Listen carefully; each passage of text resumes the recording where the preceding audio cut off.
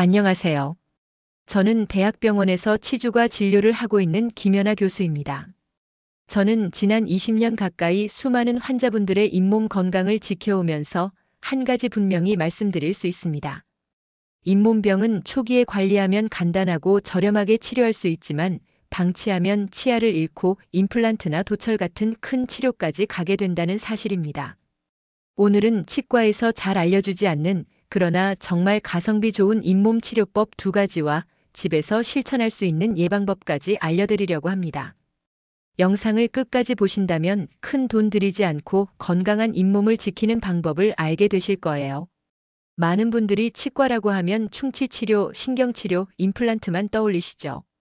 그래서 치과는 이가 아파야 가는 곳이라고 생각하기 쉽습니다. 하지만 실제로 치과 외래 환자 가운데 가장 많은 질환은 충치가 아니라 잇몸병이에요. 바로 우리가 흔히 듣는 치주염이나 치은염 같은 병들이죠. 잇몸병은 겉으로 보기에 별거 아닌 것처럼 느껴지기도 합니다. 양치하다 피가 조금 나는 정도 혹은 잇몸이 붓고 시린 정도로 시작되기 때문이죠. 그런데 이 단순해 보이는 증상을 그냥 넘기면 어떤 일이 생길까요? 처음에는 잇몸이 붓고 피가 나는 정도에서 그치지만 시간이 지나면 잇몸뼈가 조금씩 녹기 시작합니다. 결국 치아를 단단히 잡아주던 뿌리가 헐거워지고 치아가 흔들리게 되죠. 이렇게 잇몸뼈가 무너지면 치아를 더 이상 살릴 수가 없습니다.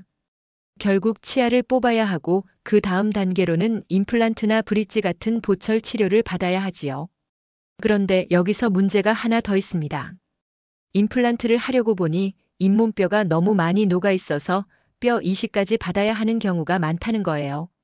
치료 비용이 수십 배로 늘어나고 시술도 훨씬 복잡해집니다. 즉, 잇몸병은 단순히 피나는 병이 아니라 치아를 잃게 하고 큰돈이 들어가는 치료로 이어지게 하는 무서운 병입니다.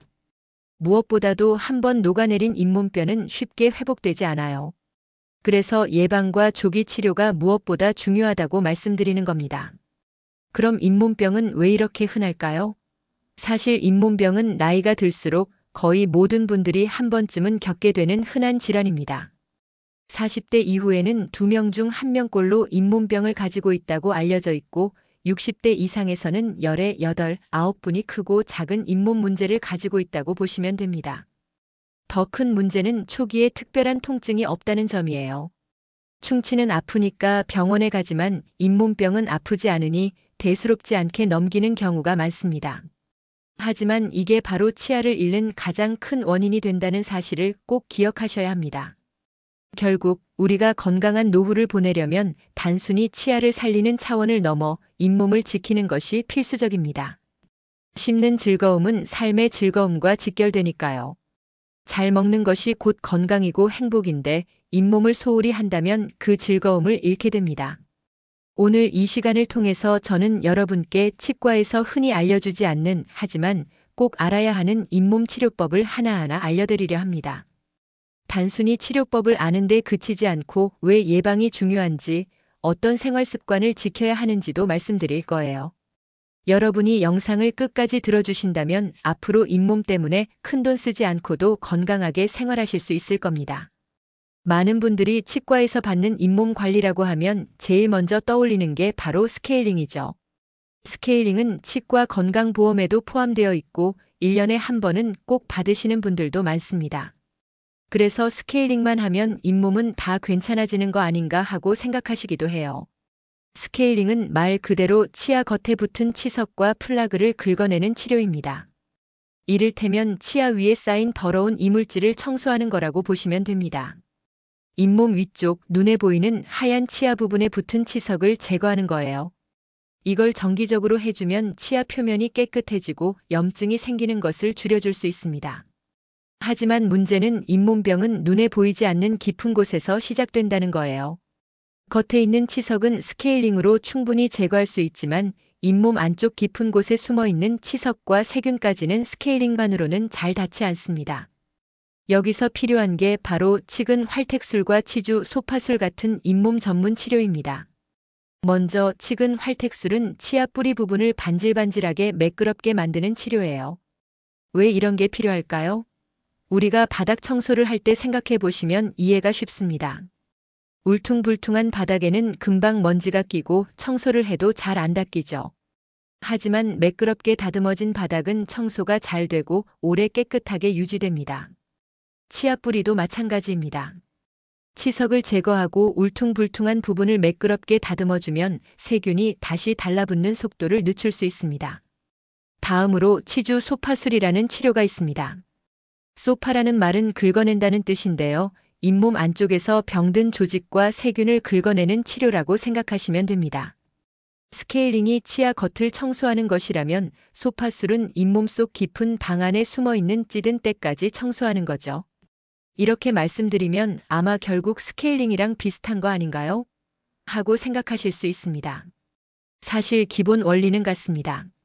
모두 치석과 세균을 없애서 잇몸이 건강을 되찾도록 돕는 치료예요. 다만 깊이와 범위가 다르다는 점이 중요합니다. 스케일링은 겉, 눈에 보이는 부분을 다루고 활택술과 소파술은 잇몸 속 깊은 곳까지 치료한다는 차이죠. 또 하나 기억해야 할 점은 이런 잇몸 치료는 단순히 병든 조직을 긁어내는 데서 끝나지 않는다는 겁니다. 세균이 줄어들면 우리 몸의 면역이 스스로 회복할 힘을 되찾게 됩니다. 결국 치료는 의사가 하지만 회복은 우리 몸이 스스로 하는 것이죠.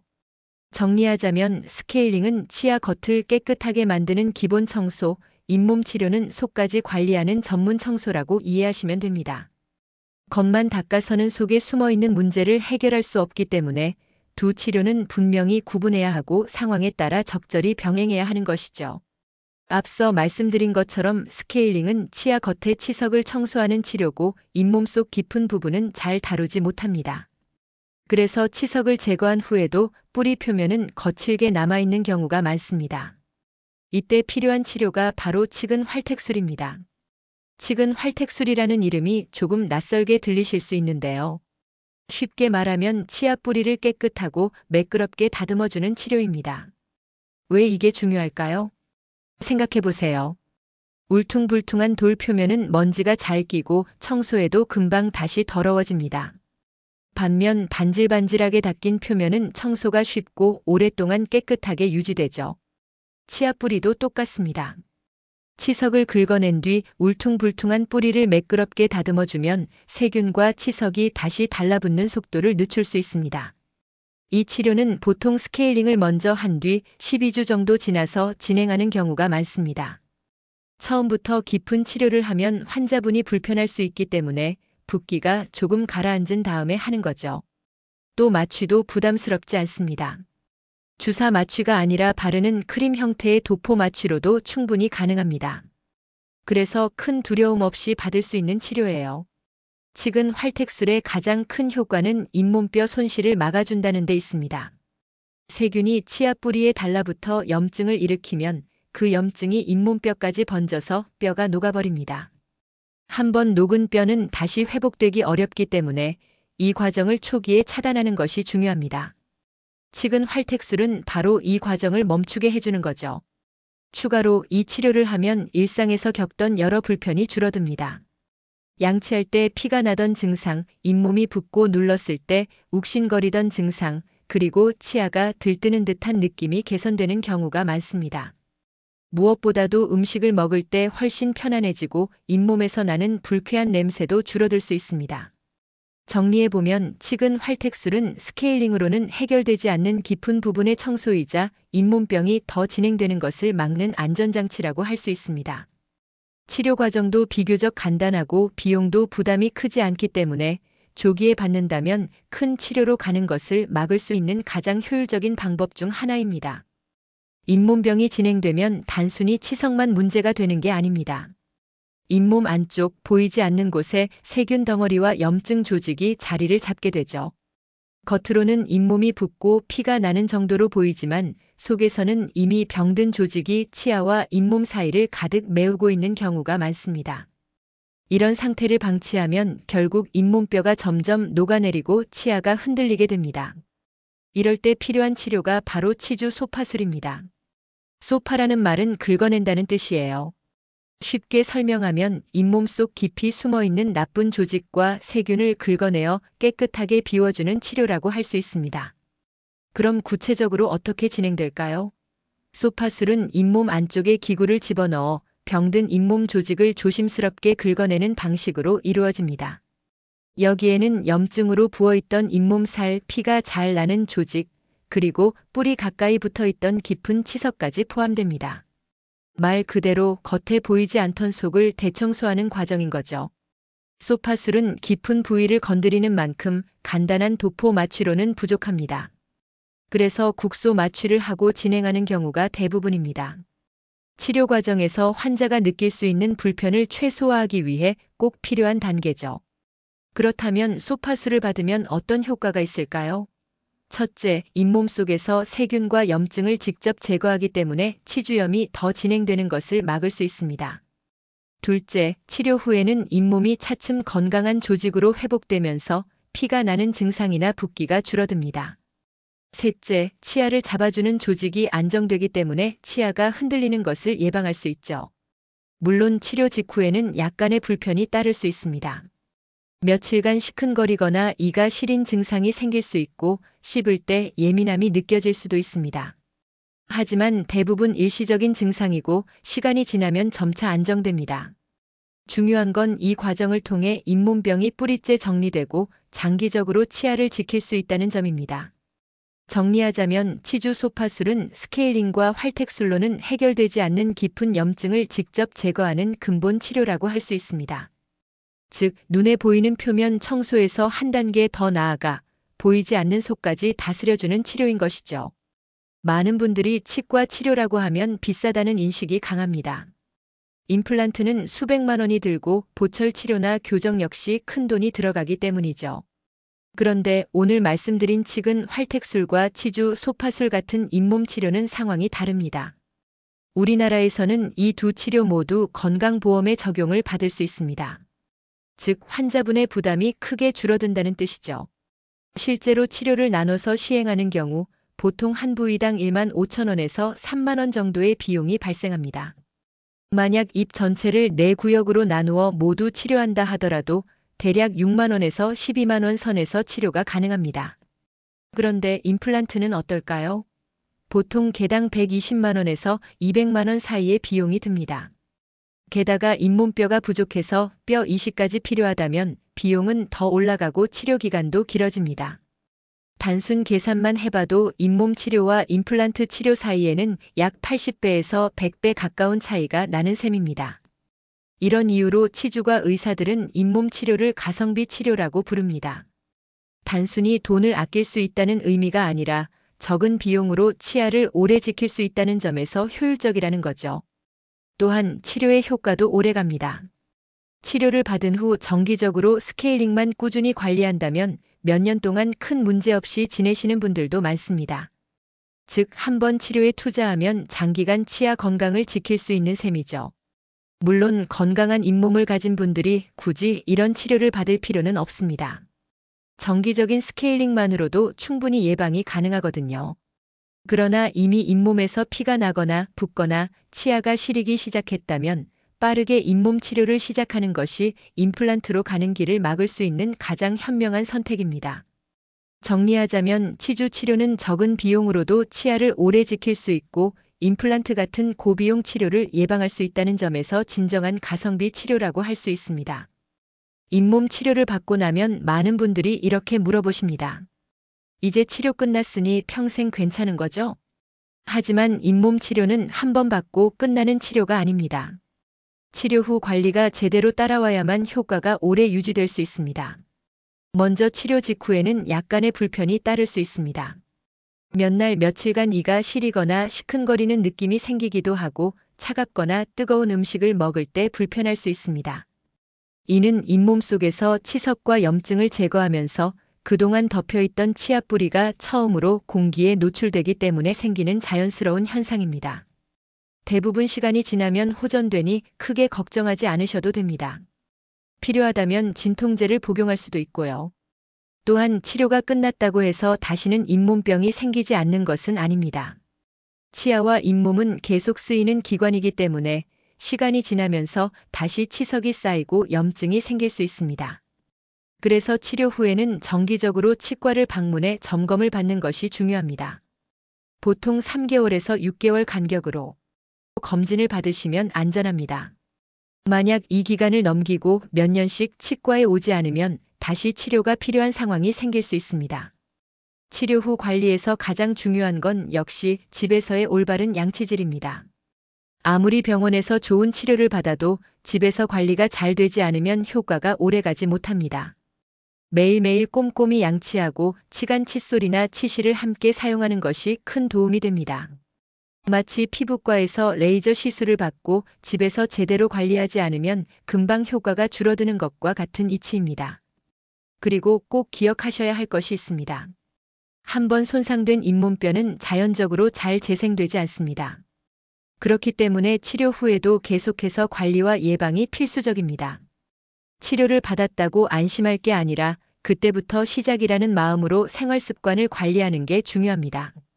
정리해보면 잇몸 치료 후에는 며칠간 시리거나 불편할 수 있다는 점, 정기적인 검진과 스케일링이 반드시 필요하다는 점, 무엇보다 매일의 양치질이 가장 중요한 관리라는 점, 이 세 가지를 꼭 기억하셔야 합니다.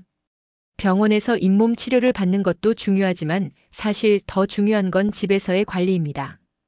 치료는 잠시지만 관리와 생활 습관은 평생 이어져야 하기 때문이죠. 잇몸병을 예방하는 가장 확실하고도 효과적인 방법은 바로 올바른 양치질입니다. 하루 3번 양치하는 건 누구나 알고 있지만 중요한 건 얼마나 꼼꼼하게 닦느냐입니다. 음식물 찌꺼기와 세균은 치아 사이, 잇몸과 맞닿은 뿌리 부분에 잘 끼기 때문에 단순히 치아 겉만 휙휙 닦아서는 충분하지 않아요. 양치질의 원칙은 2가지입니다. 첫째, 시간입니다. 보통 3분 이상 앞니와 어금니, 윗니와 아랫니를 모두 고르게 닦아야 합니다. 둘째, 방법입니다. 칫솔을 45도 정도 기울여 잇몸과 치아가 맞닿는 부위를 부드럽게 흔들어주듯 닦는 게 중요합니다. 이렇게 해야 잇몸 속 가장자리에 붙어있는 플라그까지 제거할 수 있습니다. 또 하나 중요한 습관은 치실과 치간 칫솔 사용입니다. 나이가 들수록 치아 사이가 벌어지기 때문에 음식물이 잘 끼게 됩니다. 이걸 그대로 두면 세균이 증식해 잇몸병을 악화시키죠. 하루에 1번 자기 전에 치실이나 치간 칫솔을 사용하면 예방 효과가 크게 올라갑니다. 생활 습관도 큰 영향을 줍니다. 단 음식이나 탄산 음료를 자주 드시면 세균이 좋아하는 환경이 만들어지고 흡연은 잇몸으로 가는 혈액 공급을 막아 염증을 더 심하게 만듭니다. 그래서 잇몸 건강을 위해서는 식습관과 생활 습관을 함께 관리하는 게 필수입니다. 마지막으로 꼭 기억하셔야 할 것이 있습니다. 한번 손상된 잇몸뼈는 쉽게 재생되지 않는다는 점입니다. 피부는 상처가 나도 아물지만 잇몸뼈는 그렇지 않습니다. 그래서 잇몸병은 예방이 최선이고 치료보다 관리가 훨씬 중요하다고 말씀드리는 겁니다. 정리하자면 잇몸 건강을 지키는 최고의 방법은 올바른 양치질을 꾸준히 하는 것, 치실과 치간 칫솔을 사용하는 것, 올바른 생활 습관을 유지하는 것, 이 3가지입니다. 이 작은 습관들이 결국 수백만 원짜리 임플란트를 막고 평생 건강한 치아를 지켜줄 수 있습니다. 오늘은 잇몸 건강을 지키는데 꼭 필요한 이야기들을 나누어 보았습니다. 스케일링은 기본 청소라면 칡은 활택술과 치주 소파술은 속까지 다스려주는 치료라고 말씀드릴 수 있죠. 이 2가지 치료는 비용이 크지 않으면서도 잇몸뼈가 더 손상되는 것을 막아주기 때문에 가성비 치료라고 부릅니다. 하지만 무엇보다 중요한 건 병원에서의 치료보다 집에서 하는 매일의 관리라는 점 꼭 기억해 주시기 바랍니다. 올바른 양치질, 치실 사용, 그리고 정기적인 검진만 잘 지켜도 임플란트로 가는 길을 막을 수 있습니다. 잇몸은 한번 무너지면 되돌리기 어렵습니다. 지금부터라도 작은 습관을 바꿔서 오랫동안 건강한 치아와 잇몸을 지키시길 바랍니다. 오늘 영상이 도움이 되셨다면 구독과 좋아요 꼭 눌러주시고 주변의 잇몸 때문에 고민하시는 분들께 공유해 주시면 좋겠습니다. 여러분의 관심과 응원이 저희에게 큰 힘이 됩니다. 앞으로도 치과에서 잘 알려주지 않는 건강 정보를 쉽고 정확하게 전해드리겠습니다. 감사합니다.